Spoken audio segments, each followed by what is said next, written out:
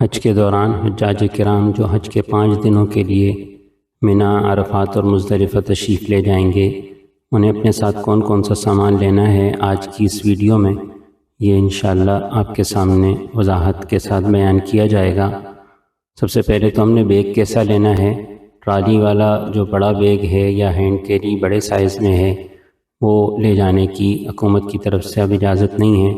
چھوٹا بیگ جو کہ ہینڈ کیری سے تھوڑا چھوٹا ہوتا ہے، ہمارا جو خواتین کا جو پرس ہوتا ہے اس سے تھوڑا بڑا، اس طرح کا بیگ لے لیں جس میں یہ سامان آ جائے۔ بعض حجاج کرام ایسا کرتے ہیں کہ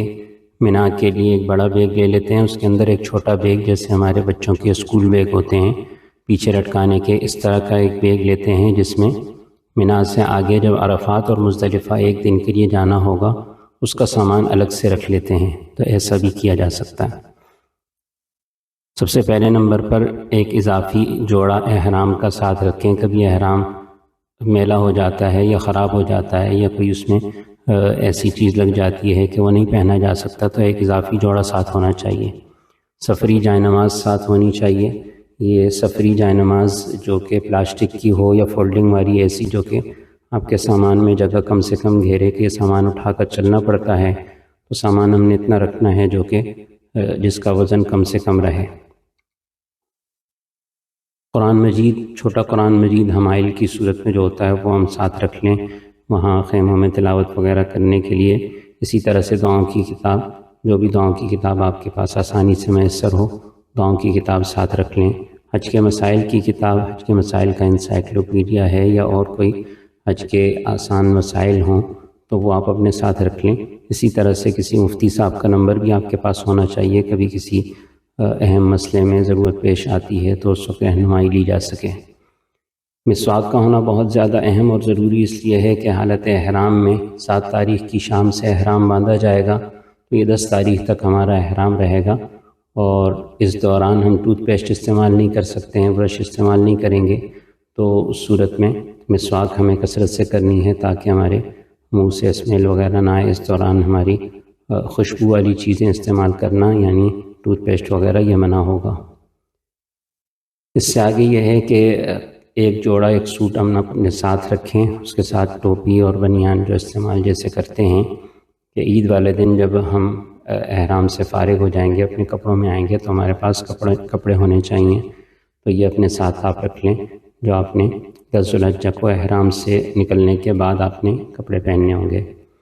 نسک کارڈ ہے یا حج کا جو کارڈ ہے، یہ کارڈ آپ کے پاس بہت زیادہ حفاظت کے ساتھ آپ نے اپنے پاس رکھنا ہے۔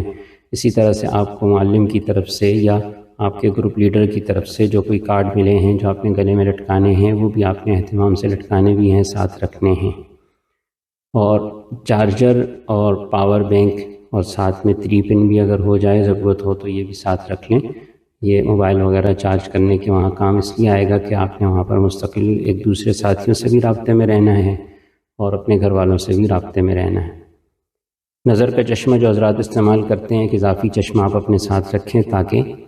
وہاں کبھی ٹوٹ جاتا ہے یا کوئی مسئلہ ہو جائے تو آپ کے پاس ایک اضافی چشمہ ہونا چاہیے۔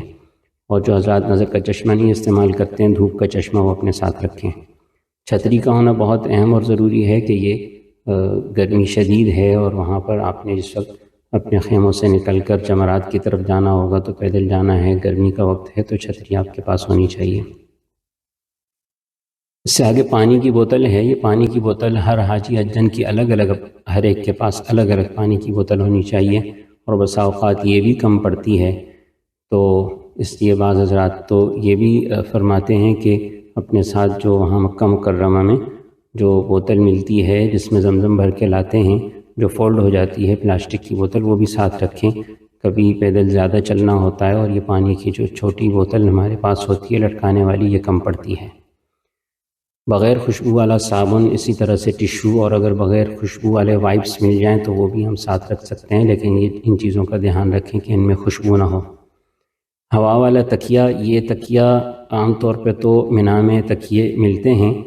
تو مزدلفہ کے اندر تکیے نہیں ہوتے ہیں، تو مزدلفہ والی رات میں آپ کو یہ تکیہ ضرورت پڑے گا۔ کھانے پینے کی ضروری اشیاء، بسکٹ ہیں، نمکو وغیرہ ہیں، اس طرح کی چیزیں جو کہ ہمیں بوقت ضرورت بھوک وغیرہ لگتی ہے یا کبھی کھانے کا وقت نہیں ہے اور درمیان میں بھوک لگی ہے تو اس وقت ہم یہ ہمارے پاس ہوں گی تو ہمارے لیے آسانی رہے گی۔ کھانے پینے کے حوالے سے ہو یا پانی پینے کے حوالے سے، اس میں ہم نے اپنے اوپر مشقت نہیں کرنی ہے، اپنی پیاس کو، بھوک کو برداشت نہیں کرنا ہے، بلکہ جب کبھی ضرورت محسوس ہو تو فوراً کھا پی لینا ہے، اس لیے کہ ہماری تھوڑی سی کوتاہی کی وجہ سے کہیں ایسا نہ ہو کہ ہماری عبادت جو کہ بہت اہم عبادت ہے اور مشقت والی ہے، اس کے اندر فرق نہ آئے۔ مگا ایک ہمارے ساتھ ہونا چاہیے پانی پینے کا، جس میں ہم پانی یا چائے وغیرہ بھر کے اس کو چائے لینی ہو تو اس میں بھر کے لا سکیں۔ 7 دانے والی تسبیح، یہ ہم جب طواف زیارت کے لیے آئیں گے مکہ مکرمہ تو 7 دانے والی تسبیح یہ ہمیں وہاں طواف میں اور سعی میں ضرورت پڑے گی۔ اس کے ساتھ 100 دانے کی تسبیح یہ ذکر کرنے میں، منا میں، عرفات میں اور مزدلفہ میں تسبیحات پڑھنے کے بھی کام آئے گی۔ اور اسی طرح سے جو یہ اگر کسی کے پاس نہیں ہے ڈیجیٹل تسبیح ہے تو وہ بھی ساتھ رکھ سکتے ہیں، جو بھی ہو، لیکن تسبیح ذکر کرنے کے لیے ساتھ ہونی چاہیے۔ ضروری دوائیں ہم ضرور اپنے ساتھ رکھیں، 5 دن کی جو آپ کی ضروری دوائیں ہیں، اور جن حضرات کی کوئی ضروری اپنی مستقل دوائیں نہیں ہیں تو وہ بھی سر درد، پیٹ درد، گرمی وغیرہ کی، اسی طرح سے ORS ہے، کیلسی وغیرہ، اس طرح کی کچھ چیزیں بھی ہم اپنے ساتھ رکھیں تاکہ وہاں پر ہم وقتاً فوقتاً ان کو استعمال کر کے اپنی ضرورت پوری کر سکیں۔ کنکریوں کی تھیلی ہم نے اپنے ساتھ رکھنی ہے، کوئی سی بھی تھیلی رکھی جا سکتی ہے،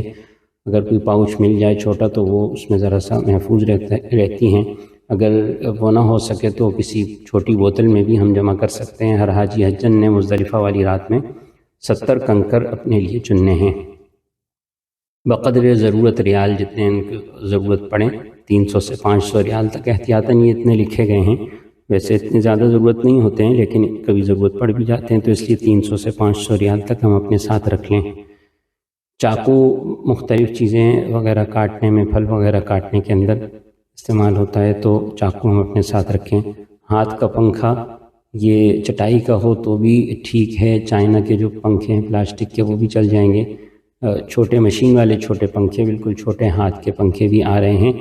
تو وہ مل جائے، جو بھی ہو، لیکن یہ ہمیں ضرورت پڑتا ہے وہاں پر خیموں کے اندر۔ کبھی عرفات میں اس طرح سے ہوتا ہے کہ AC بند ہو جاتے ہیں، گرمی بہت شدید ہوتی ہے، تو یہ پنکھے ہمارے پاس ہوں گے تو آسانی رہے گی۔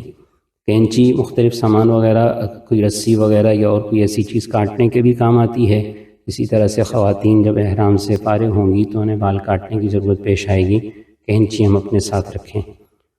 تولیہ، ایک چھوٹا تولیہ ہم اپنے ساتھ رکھیں، جب ہم غسل وغیرہ کریں گے تو اس میں یہ استعمال ہوگا۔ حالت احرام میں چہرہ وغیرہ پہنچتے ہوئے احتیاط کرنی چاہیے کہ اس کو رگڑ کر، اگر رگڑ کر ہم وہ کریں گے تو بال ٹوٹیں گے تو پھر اس پر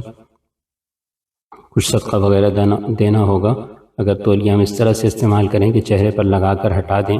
اور پورے چہرے پر ایک ساتھ نہ لگائیں تو یہ اس طرح سے ہم چہرہ وغیرہ، ہاتھ وغیرہ پہنچ سکتے ہیں، تو تولیہ ساتھ ہونا چاہیے۔ احرام سے ہم نکل آئیں گے اس کے بعد تو تولیہ استعمال کیا جا سکتا ہے۔ چپل کی تھیلی یا ہر حاجی حجن کی اپنے پاس ہونی چاہیے، وہاں پر بھی ضرورت پیش آتی ہے منا، عرفات میں، اور اسی طرح سے